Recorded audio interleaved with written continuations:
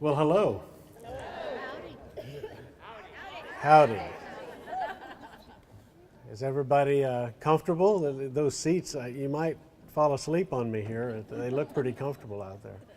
Well, we're going to talk about organic gardening today. And as extension representatives, as master gardeners, our goal is to give the public research-based information.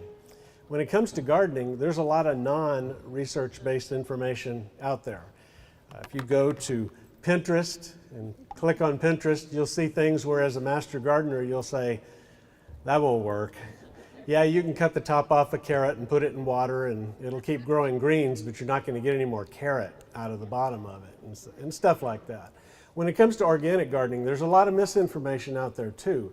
And our goal isn't to, we certainly don't promote individual companies or products, and we also don't try to turn people into a certain kind of gardener, like a synthetic or organic or whatever. We try to help people garden in the way that they want to garden with science-based information. And that's what I hope to be able to do today, is to focus on organic gardening, which most gardeners seem to want to do. Most people would rather, like me, spend their weekends enjoying the plants rather than spraying smelly water on things to kill stuff. And so how do we garden organically successfully, and how do we find good information on that? We're going to talk about that a little bit more today. Natural gardening techniques really boil down to just a handful of good gardening practices. Whether you're a synthetic or an organic gardener, you want to do these same good gardening practices because they're the way that we have success, whether we're growing a lawn, rose bushes, flowers, trees, shrubs, vegetables, fruit, anything like that needs the same kind of basic horticultural advice. And first of all is building good soil.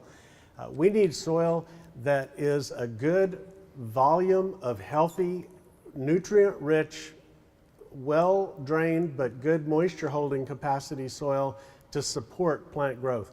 Plants will only be as successful as their root system.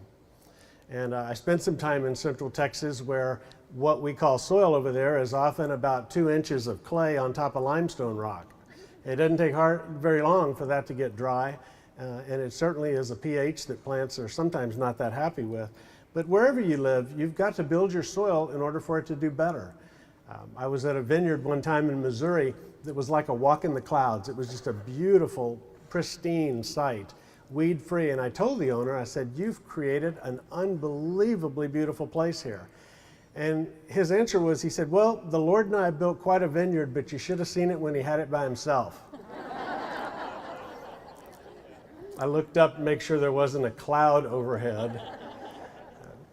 But the truth is, when you move into a property, your soil is not ready for a garden until you do some things to prepare it. And that's key.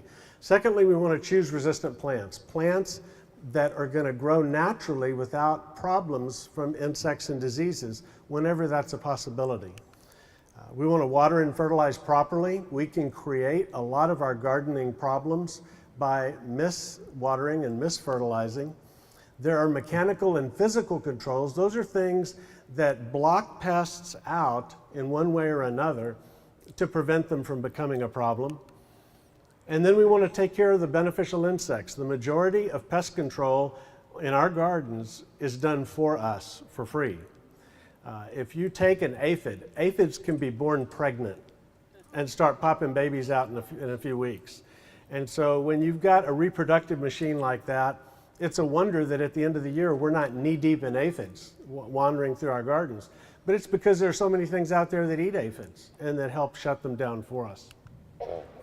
And finally, and this is the last step, when we have to spray, we want to choose things that are narrow spectrum and low in toxicity.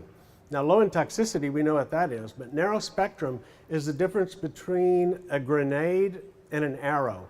If I throw a grenade out there, a lot of you are in trouble.